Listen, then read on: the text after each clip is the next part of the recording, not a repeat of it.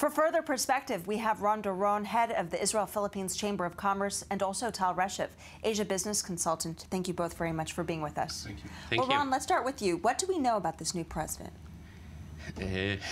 We know that he is the mayor of the city of Davao, and he's very successful there. And the Filipinos really admire him. And let's see what will be in the future. We have to wait and see. Well, interesting. Some are calling him the Trump of the Philippines. He's known as a strongman. Okay. What have you heard? Well, a strong man, a tough man. I guess the fact that Philippines are facing some significant issues of crime and corruption in the last years may put somebody like him in the center of the focus. So he's considered as the cowboy that is going to ride into town in order to put some order inside of it. Let's see if we can do it. And do you catch any wind about his economic plan? I followed as much as I could his campaign. I couldn't hear any real plan. From here to there, when he was asked, he was giving some details, no real plan.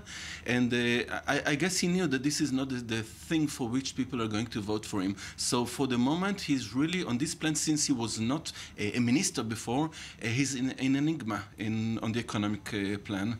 All right. Well, Ron, let's speak a bit more about the growing, but yet still small, relationship between the Philippines and Israel.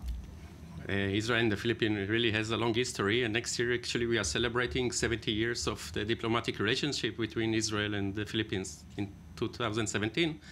The relationship between Israel and the Philippines were always warm and nice, and a good relationship economically, politically. Actually, the Israelis actually forgot, but the Philippines was the only country in Asia that voted for Israel establishment in 1947. They were the one during the Second World War to the president of the Philippines, President Quezon. He was the one to issue visas for Jews in Europe to come to Philippines. So actually, a lot is being done, and the relationship are warm, and business-wise, there is still a lot to do. Right, that's the area I wanted to catch up on here, is the trade between the two nations. How can we see it develop further? The trade today is not that big as with other Asian countries. In both ways, it's around $250 to $300 million, but it's developing.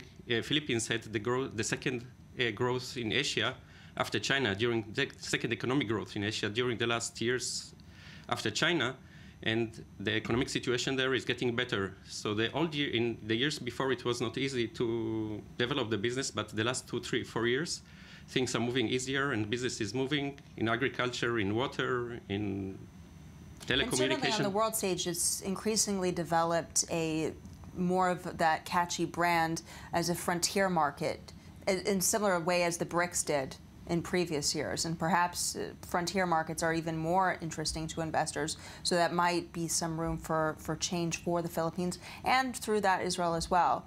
Let's speak, though, a bit about what do you think about this firebrand new leader, Duterte? Is that going to impact in perhaps a negative way the current ties that the Philippines has with Israel? No, I don't think. Maybe even the contrary.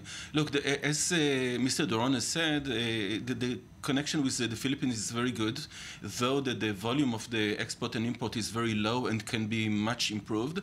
This new president doesn't have any negative background whatsoever with Israel, and I guess things are going to be improving despite no matter who is going to rule this country, because Philippines, so far they've been concentrating on agriculture and let's say low level of industry, of production, and they're going to step now inside of the area of high technology production. And when they're stepping into this next level, next step of their development, they're going to need Israel even more than before because of the Israeli technology. Interesting, and that reminds me of the relationship that Israel has with China. Increasingly, China is coming over here, looking to make investments, looking to invest in the startup nation and also develop its own high-tech infrastructure in its own cities.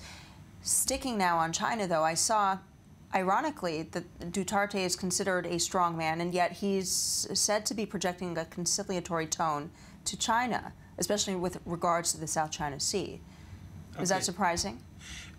I'm not sure. It's a question of estimation. Does he estimate that he's got cards strong enough to be tough in front of China, or he does not? And this is a kind of a geopolitical issue, which is not really my expertise. I'm sure Mr. Doron can say much more about it than me. Well, do you expect that potentially Philippines and China can have more trade? They can have more trade, and there is a lot of Chinese companies and Chinese people investing in the Philippines and trying to get more business there. But the strongest country which is now moving around the Philippines is Korea. They are investing a lot and they're doing a lot of business there. They're investing really in all kinds of industries and real estate and all directions.